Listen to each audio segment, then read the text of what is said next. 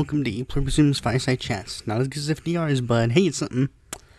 So, you may notice that a certain video may not be released on the time that I originally wanted it to be.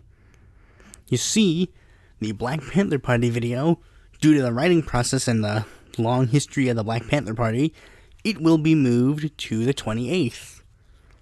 And then the week after that, I think, is going to be another party history video that you may or may not like. Don't get used to two videos being released in the same week. It's just a one-time thing. Well, I mean, I wish I could go back to the schedule, but, you know, life. I mean, the podcasts are easy to do. And, of course, you may notice that the title of this video is like, "Come on, again? With another black conservative thing? Why are you focusing on that?" Well, you see, it's because they never get that much focus in the media. Everybody always talks about the black liberals, or the black progressives, or the black socialists. But why don't we ever talk about the black conservatives? And this video will go into some black conservative history. But before we get into that, let's get right into the news. First one is a very big thing that kind of was a big, possible controversy, but not really. Representative Ilhan Omar got into a lot of trouble when she talked about AIPAC, an Israeli Political Action Committee.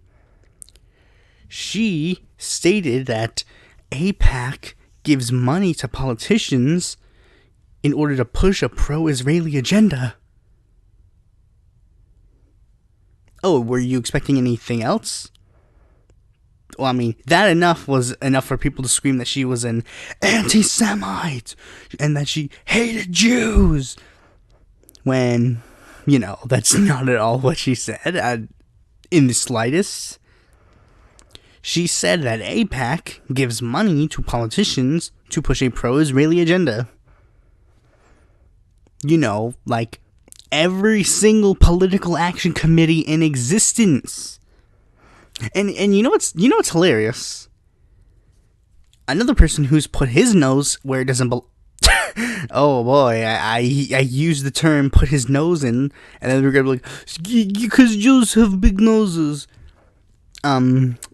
Big conservative pundit Ben Shapiro stuck his nose in this controversy and was like, "Okay, folks, Ilhan Omar is a anti-Semite and Glenn Greenwald is a self-hating Jew. I mean, and I find it hilarious because he always screams at the top of his lungs fake outrage and we need to stop making fake outrage, and then all of a sudden he's here doing this stupid fake outrage.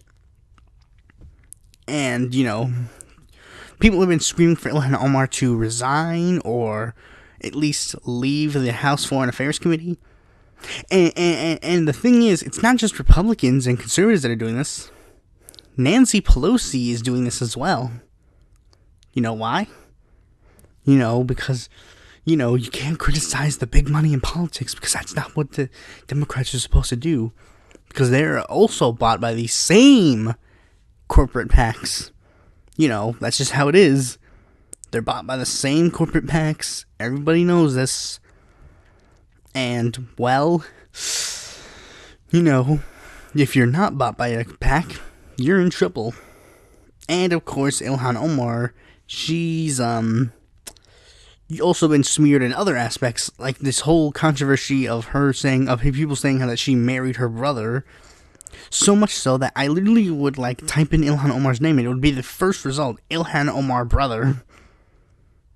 And Dave Rubin also brought into this thing did Ilhan Omar marry her brother?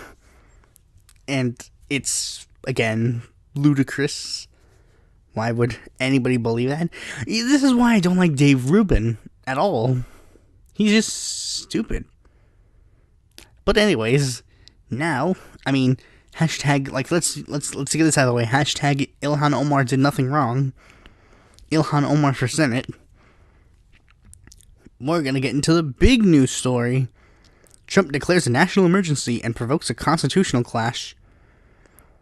President Trump declared a national emergency on the border with Mexico on Friday in order to access billions of dollars that Congress refuses to give him to build a wall there, transforming a highly charged policy dispute into a confrontation over the separation of powers outlined in the Constitution. Trying to regain momentum after losing a grinding 2-month battle with the lawmakers over funding for the wall, Mr. Trump asserted the flow of drugs, criminals, and illegal immigrants from the Mexican Constitution a profound threat to national security and justified unilateral action. It was expected that he was going to do it. I mean, it was really just expected. And, of course, this is leading to people screaming to, give a lawsuit to Donald Trump and bring in constitutional eligibility.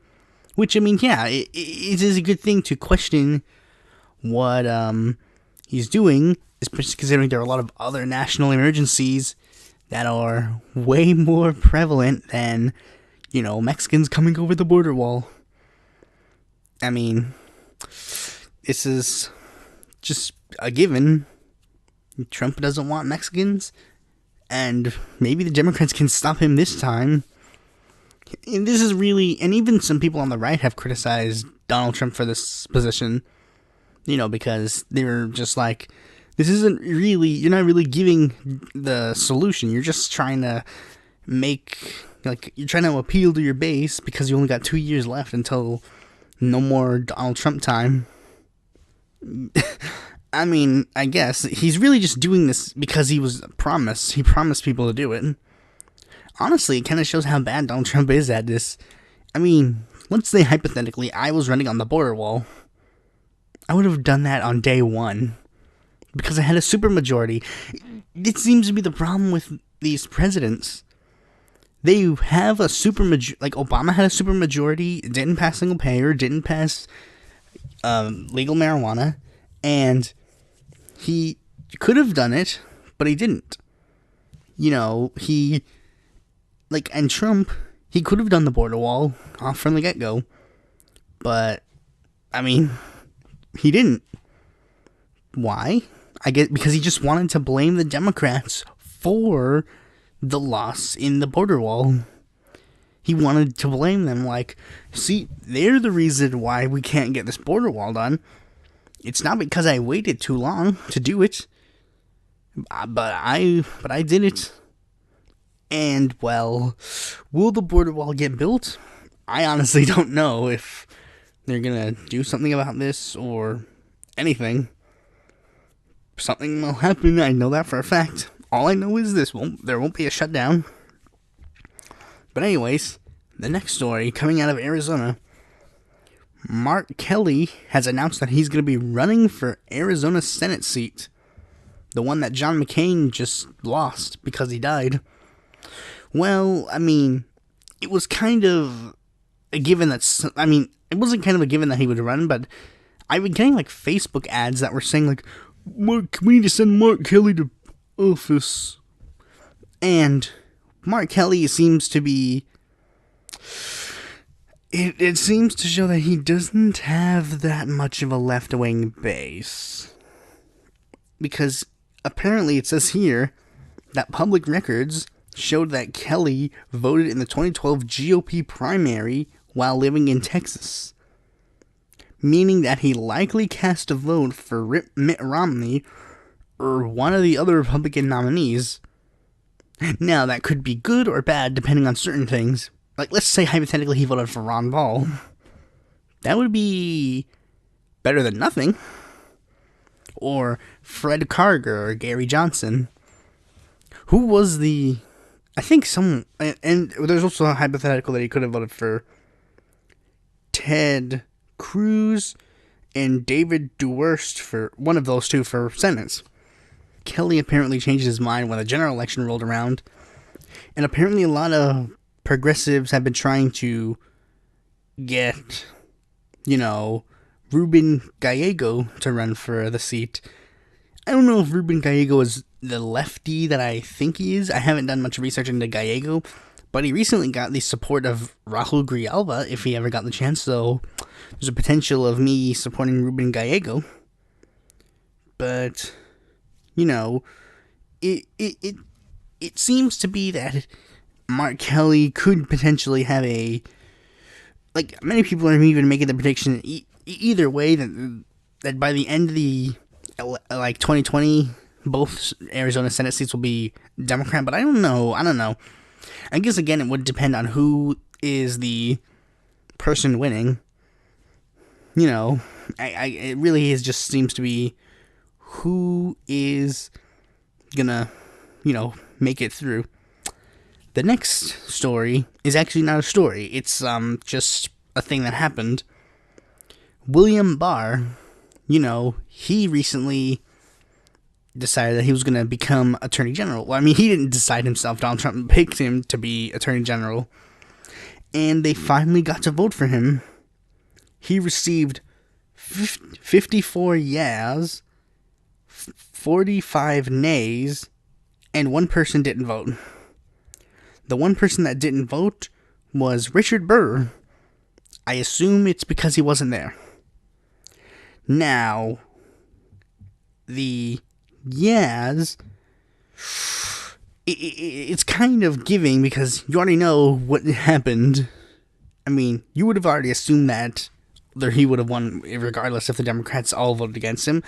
But of course, 3 Democrats decided that they were going to cast their vote for William Barr.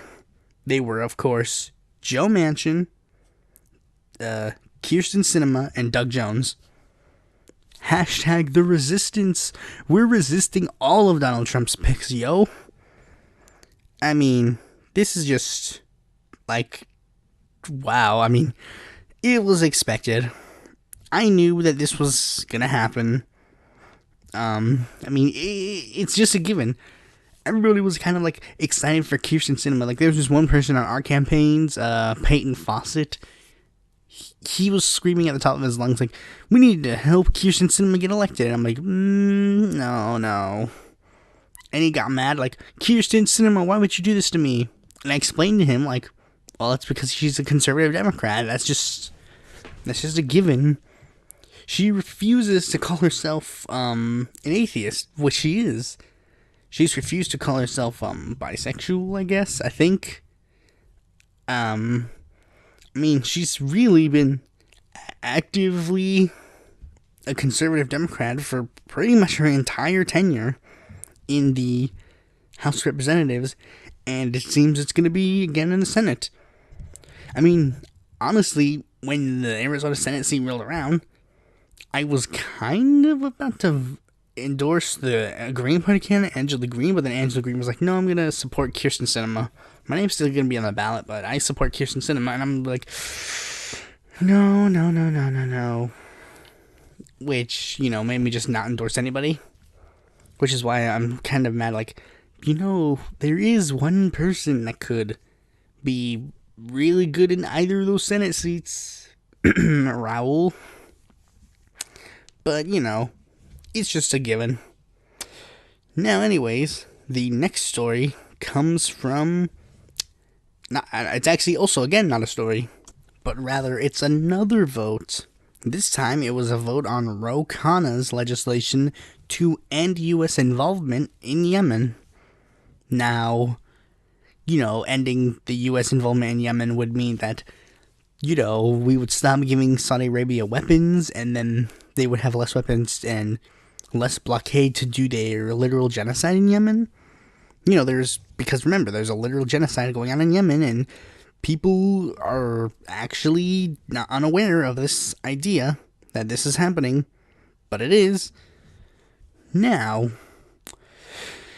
they got through all of the votes in a fast time, kind of introduced the legislation, but then first we got something big. I mean, not something big, but rather something bad. There was a amendment that was proposed to the thing. The amendment pretty much said, the amendment pretty much says this: it ensures that the U.S. may continue intelligence collection, analysis, and sharing operations with other nations, meaning that we would still be spying on the Yemen people, and we would still be able to do reconnaissance. But, I mean, Kana wasn't having any of that. Now, here are all the people. I mean, I'm not going to list everybody who voted against it, but, like, a lot of people voted against it. like Ben McAdams, Connor Lamb, which was expected. I think there's another one, Macbeth, I believe. But, I mean, those weren't the big ones that people have been paying attention to. The ones people have been paying attention to were the self-espoused progressives who decided they were gonna vote with these, vote against, they were gonna vote for this amendment so that they could water down this legislation. Katie Porter, Jill Cisneros, Maxine Waters, and Angie Craig, Antonio Delgado, Jared Golden, Katie Hill, Stephen Horsford, Andy Kim, David Losbeck, Joe Morrell, Jimmy Panetta, and Brad Sherman. Pretty much all of those are freshmen. There's also Jason Crow, who was a given. Joe Cunningham, Sharice Davids also voted against. They voted to keep the keep intelligence operations going in Yemen. So they voted with the Republicans on this. Pretty much all the Republicans voted for this amendment. The only Republicans that voted against this amendment were Justin Amash and I think, I'm trying to find his name. Yeah, it's Thomas Massey. Those were the only two who voted against the amendments. And, also all the other progressives that, voted for it. Eventually, by the end of it, it appears that the only person who was, kind of shocking that didn't vote for the bill overall was apparently Justin Amash voted present on the bill. Overall, the bill passed, and now it will move on to the Senate, which means that now U.S. involvement in Yemen could potentially end. I mean, there are some things that could be a caveat. Let me explain it with math, my most hated subject. Okay, so the thing is, the last time that there was a Yemen vote in the Senate, it actually passed with a whopping 56-41, which is, kind of impressive. But there's a lot of issues with the numbers now. Okay, so with the current 116th Congress, we have, 45 Democrats, 2 Independents, and 53 Republicans. So let's do the math on that. Okay, so we have 45 plus 2, 47 initial votes. Now let's go ahead and add another 2 for Rand Paul and Mike Lee, because those would be given. We got 49. Now let's say, much like in the last vote, we get Suzanne Collins, and that's 50 votes. We don't have that many. But let's say we also get, Lisa Murkowski. We got 51. Alright? So that's a problem because, I don't see that many other Republicans possibly changing their vote to, better suit and, get us out of Yemen. So, yeah. It might not pass in the Senate, but hey, at least we tried. It would have been nice to get out of Yemen, but I'll take my victories where I can get them. That's just how things are. But anyways, now let's move on to... I gotta make some kind of real jingle for it. The 2020 update. We have got 2 endorsements. First, we have Gavin Newsom, who is endorsing Kamala Harris. That's a given. But the biggest controversy that has come out of this, Barbara Lee has announced that she is endorsing Kamala Harris for her 2020 election campaign. Why do you do this to me so? Okay, so many people on the internet have been, both on one side or the other, have been screaming at Barbara Lee for endorsing Kamala Harris. Now, let me explain why this endorsement doesn't particularly bother me. I mean, it does bother me, but it doesn't bother me to the extent of Pat the Burner, who says Barbara Lee is canceled. I mean, what do you mean by Barbara Lee is canceled? Do you mean you're gonna kill her? Because if you do, I gotta report it to the freaking police. I mean, it's a given. I mean, if you're gonna kill someone, I gotta report it to the police somehow. I mean, but for real though, of course, people have been mad that Barbara Lee's endorsing fake progressive Kamala Harris. And again, let me explain why it doesn't particularly bother me. Well, there have been a lot of people who have endorsed certain candidates, and they haven't exactly been, at the forefront of goodness, I'll just say. Okay, so let me explain. Back in 2016, we of course had a huge debacle over who was endorsing Bernie Sanders or who was endorsing, whatever. Like, who was endorsing who.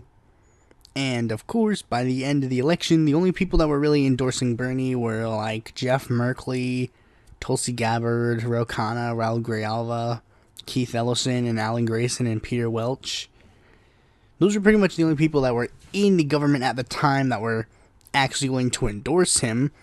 Whereas other progressives like Barbara Lee, Mark Buchan, Sherrod Brown, Jamie Raskin, Earl Blumenauer, Jared Huffman, Danny K. Davis, and to an extent John Lewis have actually, not endorsed Bernie.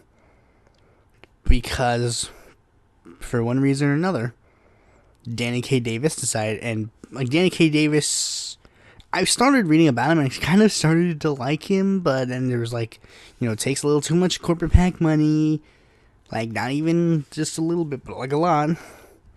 But I don't know, maybe he might be on my website at one point in the future, I don't know.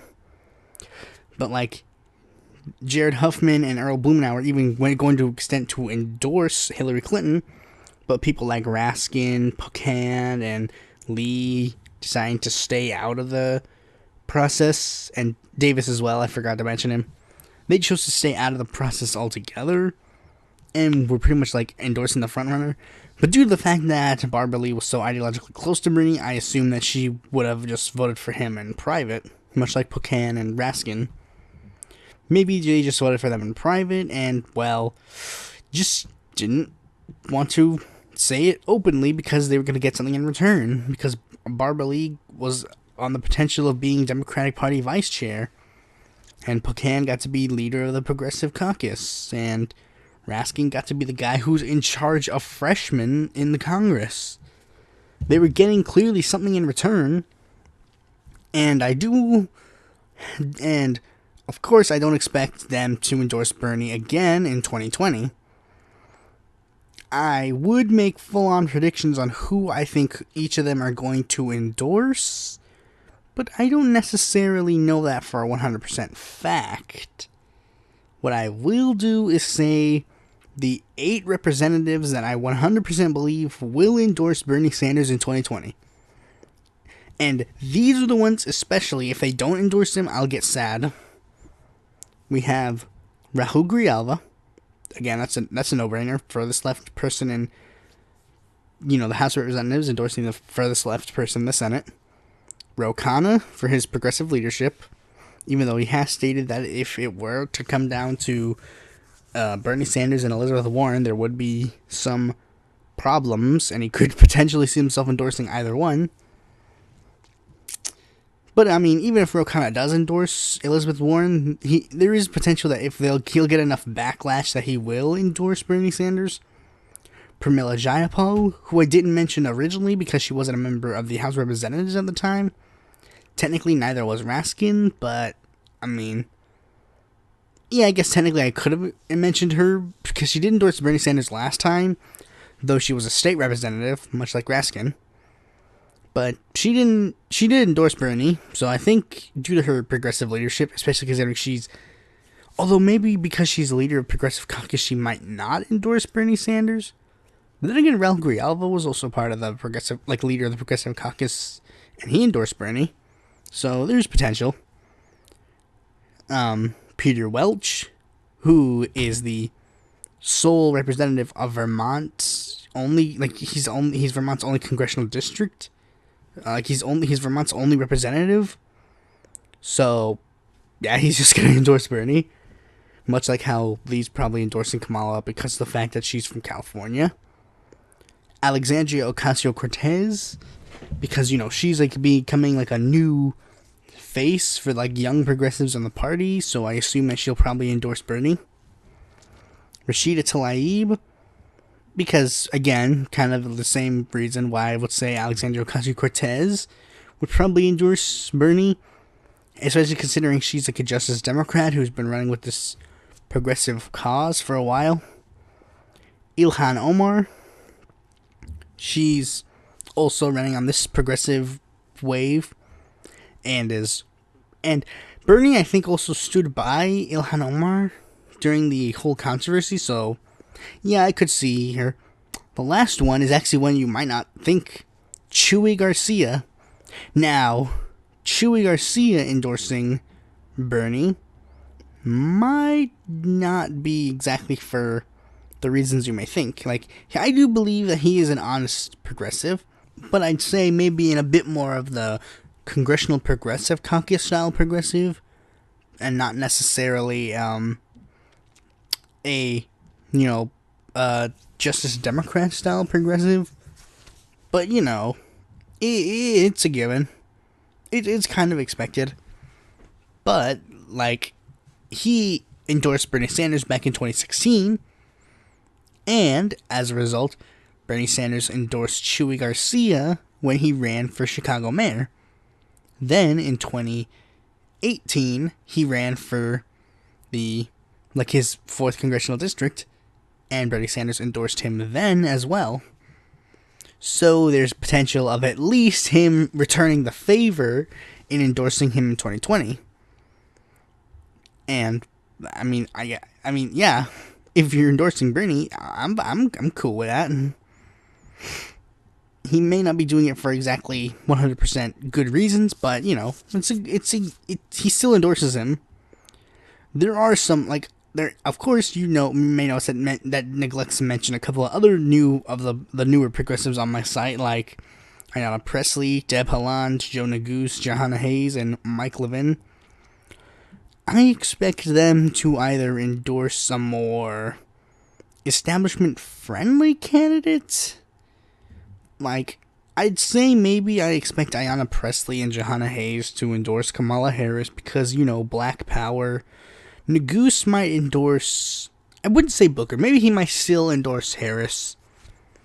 And Levin, maybe Harris as well, because, California. Deb Haaland, I'd say it's kind of a mixed bag. I don't know who she would endorse. Maybe she might pull a wild ball and endorse Tulsi Gabbard. Who knows? But another thing in the 2020 announcement range is something that I predicted, which, everybody could have predicted. Bill Weld announced that he was going to be forming an exploratory committee to run against Donald Trump in the 2020 Republican primaries. So, it's official, technically. Because, when a big candidate announces they're forming an exploratory committee, they're running for president. They're just doing this as a formality. It is official. Donald Trump is getting a primary challenge in 2020. Now, to be fair, this may be just an Al Gore, Bruce Bradley situation, where you might get some of the purists endorsing Bill Weld just because, Bill Weld is Bill Weld. And then some of the more firebrands endorsing Donald Trump just because, he's already the head of the ticket. So why try to run a challenge now? Much like how Bruce Bradley, is that his name? Bruce Bradley? Yeah, I think it's his name. Like how he got like Paul Wellstone to endorse him, even though everybody was like putting their bets on the Al Gore train. But I guess this does bring up like a Daryl Perry argument, because Daryl Perry wasn't exactly a fan of Bill Weld, because he didn't see him as like a real libertarian. Now he only saw him as like, a Republican masking to be a libertarian. Well, it looks like Daryl Perry was proven right. He just went on the libertarian ticket because he was invited, I guess. I guess Gary Johnson's whole he's the original libertarian argument is gone now. But, I guess technically best of luck to Bill Weld. It would be interesting to see Bill Weld actually challenge Donald Trump, and it would be interesting to see him win. Honestly, if there could be a potential Bernie Sanders versus Bill Weld situation, which all these candidates might be really mad about, because they're all preparing for like Donald Trump. They're like, yeah, we're gonna fight Donald Trump. We're gonna be mean against him back, and then it would be kind of hilarious, just like how Bill will be like, yep, I'm the nominee now, and they're like, oh, well, we had all these practices for our lines for nothing. But don't worry, I'm making my video about how the top 10 potential Democrats that could be the best chances of beating Donald Trump and securing the nomination. But before we get into... I'm not going to get into that, because that's a video. But now, we'll get to the person of the day, the smaller candidate of the day, Keith Davenport. Keith Davenport previously ran for the Democratic nomination for Oklahoma's 5th congressional district, I think in 2012, and he's also a minister currently. He has technically registered to run as an independent, but all of the campaign stuff, like on his website and blah blah blah blah blah, seem to indicate that he's running as a Republican, and he's mostly kind of running to be kind of like a centrist. Not really a centrist. He's more of a, I guess you could call him like kind of a moderate in some sense. He's like his website's pretty simple. There are some things that on his website do seem interesting. Like, I think technically he's more of a Christian Democratic one, because I'm reading some of his stuff. He says like he actually says it right here. Somewhat like a Medicare for all single-payer system in regards to his healthcare plan. That's what he wants in his healthcare plan, a single-payer Medicare for all system. Now, of course, that doesn't mean everything is, left-wing. Okay, I say that as I go on his global warming thing, where he says that he is going to be pro-people and pro-environment. Technically, this is a really good thing. He's pro-life. That's a big thing. Let me see. Guns, mental health, ban all assault weapons. You know what, actually, yeah, this guy seems like a really good candidate for the Republican Party. I would, let's say I was somehow registered to vote as a Republican, and they're like, you can't vote in the Democratic primary. Well, can I at least get the Republican ballot then? And here's the bad part. Here's a bad one. I was reading the stuff, and it's like, marijuana's a gateway drug. Nope. Go away. I guess technically best of luck to him. He's never going to win. But maybe he'll get into the New Hampshire lesser-known candidates for him. That'll be a good thing for him, I guess. Maybe he can go up against Roque de la Fuente. Okay, so... anyways, now it is time for us to talk about black conservatives. Black conservatives, they have a interesting history because, African Americans, are usually seen as like the progressives, the left-wingers, the socialists, the liberals. But, there are some African Americans, I mean, you could say not that many, that are actually, for conservative values. The reason why a lot of African Americans are for Democratic Party ideals is because the Democratic Party created the welfare state. The Democratic Party, passed Medicaid and Medicare. The Democratic Party passed the Civil Rights Act.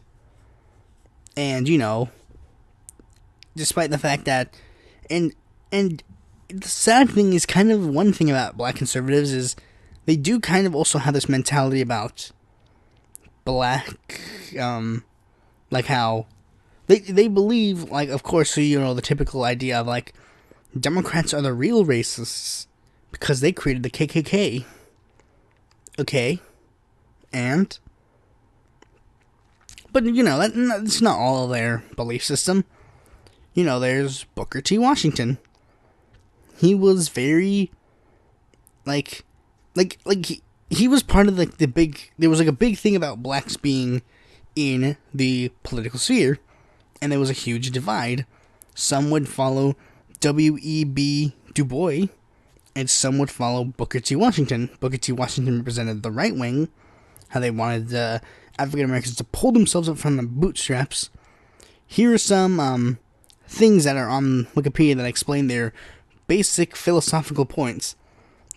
I guess this is specifically for Booker T. Washington. The pursuit of educational and professional excellence as a means of advancement within society.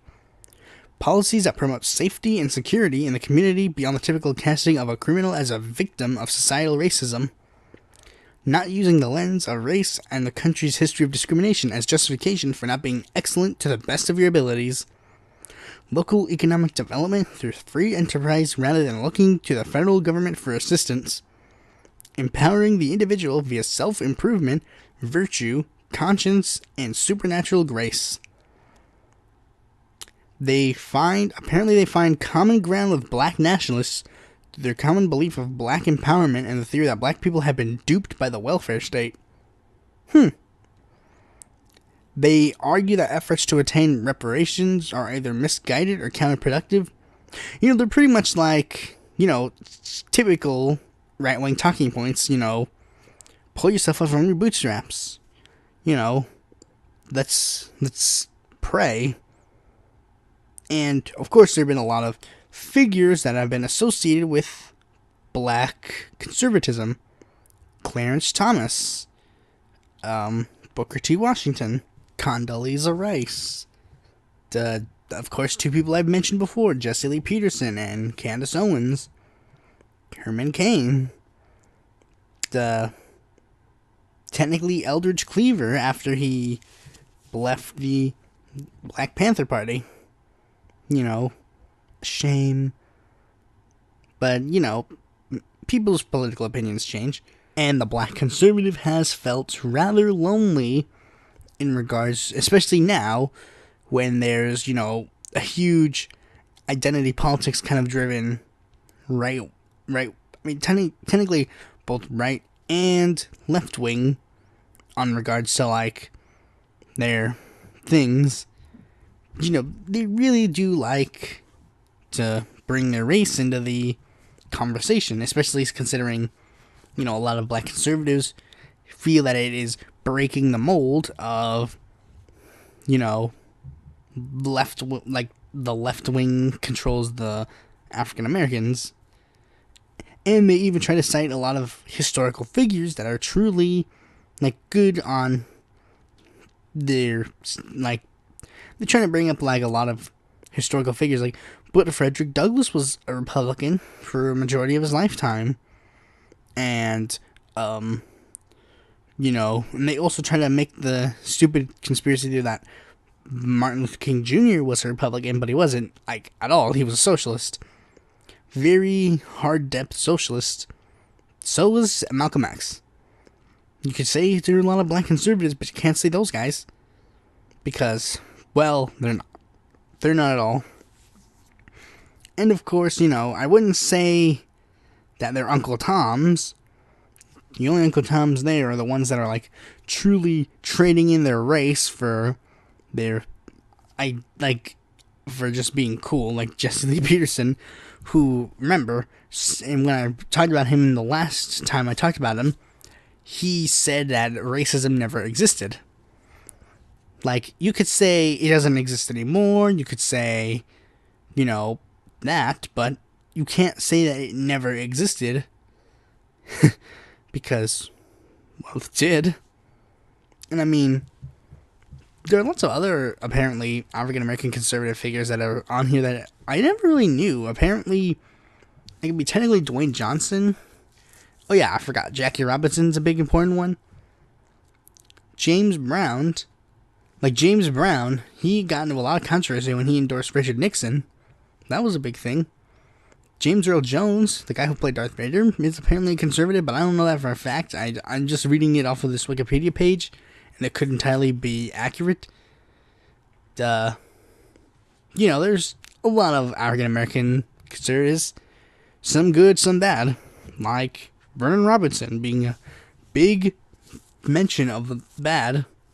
Like, he is a really, really bad conservative because, you know, he gives in the typical conservative mindset of, like, them being liars, and that they are anti-gay and anti-stuff. Like, because, well, he is. He when he ran against Brad Miller, he was super anti-gay, especially when he was making it up, because he was like, Brad Miller's secretly a gay man. And, well, Brad Miller wasn't. By the way, Brad Miller, run for Senate. Speaking of North Carolina politics, I forgot to mention, Walter B. Jones died. And, speaking of death, Lyndon LaRouche died, too. I had to break it in the middle because I just remembered as I was doing this, so, you know, good on them. I mean, not good on them. They're bad on them because, well, they are, in fact, I'll eventually do episodes about both of them. No, I think just Walter B. Jones, because I've really been having trouble with Lyndon LaRouche. All of his stuff is so complicated. His whole history and stuff is so freaking complicated. If I did do an episode of him, I'd probably just read directly off of his Wikipedia page. Just everything. Because it's so complicated. But anyways, back to the topic at hand. You know, black conservatives, I mean, they're allowed to have their own opinions on the issues. But, you know, and especially, especially considering a poli-sci teacher that I had was talking about how even conservative, even African American Democrats are kind of conservative on, like, a lot of social issues. Like, you know, they're really religious, so, you know, it's very big that they're more than likely going to be super conservative on a lot of social issues. And, you know, we all have the stereotypical African American thing of, like, you know, they hate the gays. I mean, they don't hate the gays, but, like, they're kind of, like, super religious in the sense of, like, you know, if their son happened to be gay, there might be a problem. And, I mean, and, you know, they also bring heavy criticism to the likes of Jesse Jackson and Al Sharpton for using race to, like, they basically try to do, like, the whole, I hate you people using my race as an indicator for anything of me, while simultaneously using their race to show, like, see, I'm the unique one. I'm not a black I'm not a black liberal like you losers. I'm a black conservative, and I'm so cool and unique. I get the idea that it would be lonely being a black conservative, but you're not that alone. There are a lot of black conservatives out there.